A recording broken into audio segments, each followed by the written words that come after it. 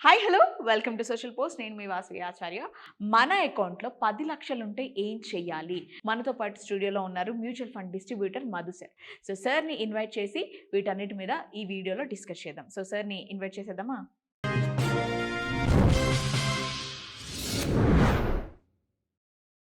Sir, మనల్ని ఒక client అడుగుతున్నారు. సో, తన అకౌంట్‌లో 10 లాక్స్ ఉన్నాయి అని అనుకోండి. దాన్ని gold loan, mutual funds, health insurance, emergency funds.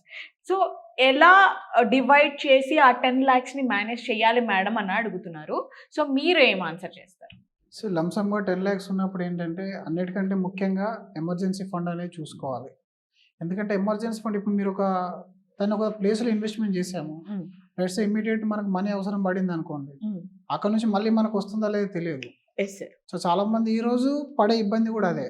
Assets తీసుకుంటారు. లేదంటే ఎక్కడైనా దూరంలో ల్యాండ్స్ అట్లాంటివి ఉన్నాయనంటే ఇమ్మీడియేట్‌గా తీసేసుకుంటారు. సడన్‌లీ మళ్ళీ 2 మంత్స్, 3 మంత్స్ తర్వాత సేమ్ బ్రోకర్ కాల్ చేస్తారు. ఏమైనా సెల్ అయ్యే ఛాన్స్ ఉంటుందా అని.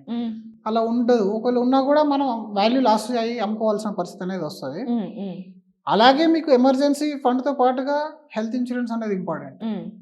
అదే సమస్య వచ్చిందనుకోండి, ఆ 10 లాక్స్ రూపీస్ హాస్పిటల్ బిల్‌కే పోతాయి. కాబట్టి హెల్త్ ఇన్స్యూరెన్స్ అనేది సెకండ్ డిస్కషన్‌లోకి వస్తది. ముందుగా ఆ హెల్త్ ఇన్స్యూరెన్స్ తీసుకోవాలి. కనీసం 10 లక్షలు ఉంటే 20 లక్షల కవరేజ్ వరకైనా తీసుకునే ప్రయత్నం అనేది చేయాలి.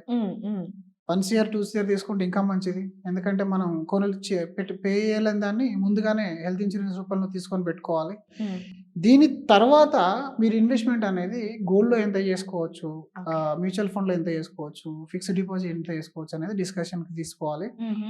లెట్స్ సే మీకు ఫిక్స్డ్ డిపాజిట్‌లో చేయాలి అనుకున్నప్పుడు, మీకు మళ్ళీ 2 ఇయర్స్‌లో, 1 ఇయర్‌లో అమౌంట్ అవసరం ఉంది అనుకున్నప్పుడు ఇంకా మీరు మ్యూచువల్ ఫండ్ ముట్టుకోవద్దు. ఒకటి ఎలివేషన్ అయిపోతుంది అక్కడి నుంచి. గోల్డ్ అనేది ఏ పర్పస్‌లో ఇన్వెస్ట్‌మెంట్ చేస్తున్నాం. లాస్ట్ 1 ఇయర్ నుంచి తీసుకున్న రిటర్న్‌తోని చూస్తున్నాం అంటే మాత్రం మళ్ళీ అది సేమ్ రిటర్న్ అనేది ఇవ్వదు.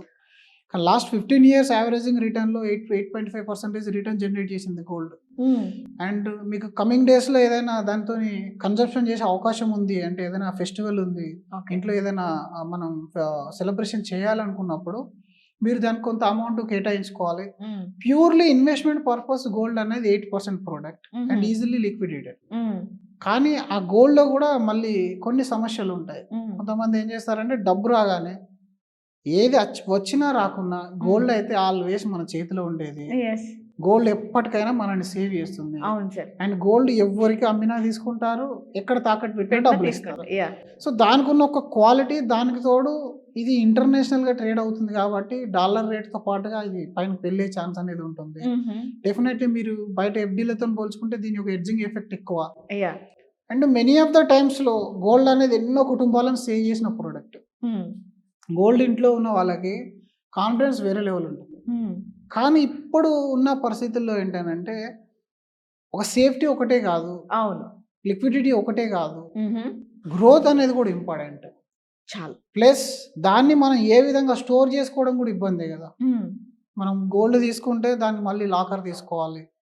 ఇంట్లో పెట్టుకుంటే ఎంతకాలం అని పెట్టుకుంటాం. ఇది ఇన్వెస్ట్‌మెంట్ పర్పస్‌లో పెట్టుకుంటే బై చేస్తే జీఎస్టీ, దాంతో పాటుగా లాకర్ చార్జెస్ ఉంటాయి. అండ్ థెఫ్ట్ అనేది భయం అనేది ఉంటుంది ఇంట్లో పెట్టుకుంటే.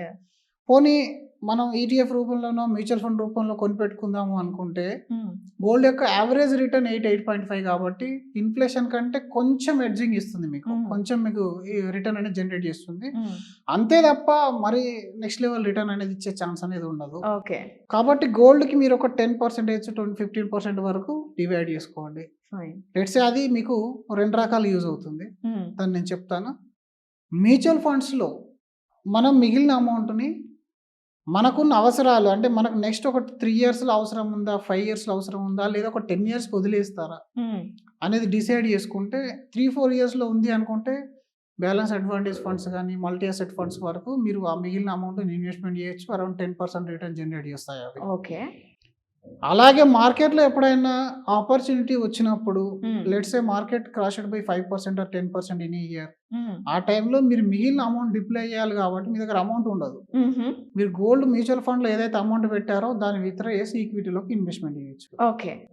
అదొక ఆపర్చునిటీ. ఎందుకంటే 10% మీరు ఆ టైంలో మీరు చేయగలిగినా సరే మళ్ళీ మార్కెట్‌లో మొమెంటం వచ్చినప్పుడు అది మంచి రిటర్న్ జనరేట్ చేస్తది.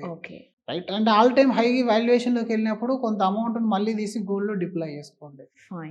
సో ఇలా స్టెప్ బై స్టెప్ ప్రాసెస్ చేయాలి. అలాగే మీకు 10 ఇయర్స్ ఒరిజిన్ గనక ఉంది అనుకోండి.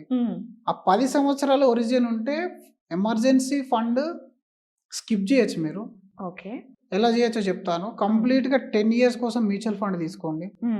గోల్డ్ కూడా ఇంకా మీకు అవసరం లేదు. 10 ఇయర్స్ ఒరిజిన్ ఉంది. వన్ టైమ్ ఇన్వెస్ట్‌మెంట్ చేయాలనుకుంటే కంప్లీట్‌గా ఈక్విటీ మ్యూచువల్ ఫండ్‌లో లార్జ్, మిడ్, స్మాల్ క్యాప్‌లో ఈక్వల్‌గా డివైడ్ చేసి అమౌంట్ ఇన్వెస్ట్‌మెంట్ చేసుకోండి. ఫైన్.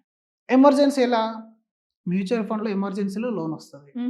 మీరు 30 మినిట్స్‌లో క్లిక్ కొట్టేస్తే 50% of the value me bank అకౌంట్‌లో పడతది. గుడ్. మీరు గోల్డ్ అయినా సరే తీసుకొనెళ్ళి ఒక ఫైనాన్షియర్ దగ్గరో, బ్యాంక్ దగ్గరో మీరు పెట్టాలి. దానికి ఒక 1, 2 అవర్స్ ప్రాసెస్ ప్లస్ మీ ఒక హాఫ్ డే పోతుంది. కానీ మ్యూచువల్ ఫండ్‌లో డబ్బు ఉంటే మీరు కూర్చుండి హాస్పిటల్‌కెళ్ళే రూట్‌లో కూడా మీరు లోన్ పెట్టేయొచ్చు. హాస్పిటల్‌కెళ్ళేలోపు క్రెడిట్ అయిపోతుంది. ఫైన్. సో దీన్ని మించిన ఎమర్జెన్సీ అవైలబిలిటీ లేదు. అనేది ఈవెన్ మన బ్యాంక్‌లో కూడా ఉండదు. ఉండదు. కాబట్టి అది 10 ఇయర్స్ కోసం అయితే. ఇంకా 10 ఇయర్స్ లేదు, తక్కువ టైం అయితే అందులో చాలా కేటగిరీస్ ఉంటాయి. మ్యూచువల్ ఫండ్‌లోనే మల్టీ అసెట్ ఫండ్స్ ఉంటాయి, బ్యాలెన్స్ అడ్వాంటేజ్ ఫండ్స్ ఉంటాయి, డెట్ ఫండ్స్ ఉంటాయి, గోల్డ్ ఫండ్స్ ఉంటాయి. దాని పరంగా ప్రాపర్‌గా అనలైజ్ చేసుకొని పెట్టుకోవాలి. ఇది Okay. లాంగ్ టర్మ్ కోసం అయితే మాత్రం 100% ఎవరైతే ఈక్విటీలో ఇన్వెస్ట్‌మెంట్ చేసి వెయిట్ చేస్తారో వాళ్ళ రిటర్న్ డెఫినెట్‌లీ చేంజ్ అవుతూ ఉంటుంది. దానికి చాలామంది డైవర్సిఫికేషన్ అని చెప్పేసి కొంత డెట్‌లో పెట్టుకోవడము, కొంత Exactly. గోల్డ్‌లో పెట్టుకోవడం ఇలా చేస్తా ఉంటారు. మీరు ఒక ఫార్ములా గనుక నమ్మినట్టయితే ఈక్విటీ అనేది అన్నిటికంటే బెటర్ రిటర్న్ జనరేట్ చేస్తది. ఆ ఫార్ములా ఏంటంటే కన్జంప్షన్ అనే ఒక ఫార్ములా ఉంటుంది. ఓకే. అంటే కన్జంప్షన్ అంటే మార్కెట్‌లో మార్నింగ్ లేస్తే సాయంత్రం వరకు మనం ఏదో కంపెనీకి ప్రాఫిట్ ఇస్తూనే ఉంటాం. అవును సార్. అండ్ ఎవరిని అడిగినా రానున్న 5, 10 సంవత్సరాల్లో ఖర్చులు పెరుగుతాయా, తగ్గుతాయా అంటే వితౌట్ పెరుగుతాయి. థింకింగ్ పెరుగుతాయని చెప్తారు. ఎస్. మీ ఖర్చులు పెరుగుతాయంటే దానికి కారణం ఇన్ఫ్లేషన్. ఇన్ఫ్లేషన్‌కు వచ్చి పెరిగింది అని అంటే కార్పొరేట్ ఎర్నింగ్ అనేది పెరుగుతుంది. ఫైన్. కార్పొరేట్ ఎర్నింగ్ పెరిగింది అంటే మార్కెట్ పెరుగుతుంది. మార్కెట్ పెరుగుతుంది అనుకున్నప్పుడు 100 చేయడం బెటర్ తప్ప 50% చేసి 50% మళ్ళీ మీరు సేఫ్టీ గేమ్ ఆడాల్సిన అవసరం అయితే ఉండదు. కానీ వాల్యుయేషన్ తెలుసుకోవాలి.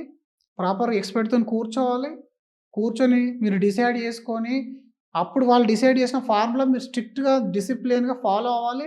ఎలాంటి టెంప్టేషన్‌కి లోన్ కాకుండా ఉంటే ఈ 10 లక్షల ఫండ్ హెల్త్ ఎమర్జెన్సీ వస్తే హెల్త్ ఇన్స్యూరెన్స్ ఉంది. మెడికల్ ఎమర్జెన్సీ క్లియర్ అయిపోతుంది. అలాగే మీకు ఏదన్నా అదర్ ఎమర్జెన్సీ వస్తే మీ దగ్గర లోన్ తీసుకునే కెపాసిటీ ఉంది. మీరు ఒక 1 ఇయర్, 2 ఇయర్ మీ బిజినెస్ ఎఫెక్ట్ అయినా, జాబ్ పోయినా మీకు Problem లేదు. విత్‌డ్రా చేసుకునే ఛాన్స్ అనేది ఉంటుంది. సో వీటిలలో మీరు ఈక్వల్‌గా డివైడ్ చేసి ప్లాన్ చేసుకుంటే బాగుంటుంది. ఫైన్. సో ప్లానింగ్ అనేది ఎంత ప్రాపర్‌గా చేసుకుంటే రిటర్న్స్ అంత కూడా బాగుంటుంది. అంత బాగుంటాయి. మనం సేఫ్ జోన్‌లో ఉంటాం. Yeah. Yeah! Thank you so much sir. Thank you అండి. యెస్. సో చూస్తున్నారు కదా, ఇది ఇవాల్టి వీడియో. సో ఇంకో గెస్ట్‌తో నేను మళ్ళీ మీ ముందుంటాను. This is Vasavi Acharya signing of.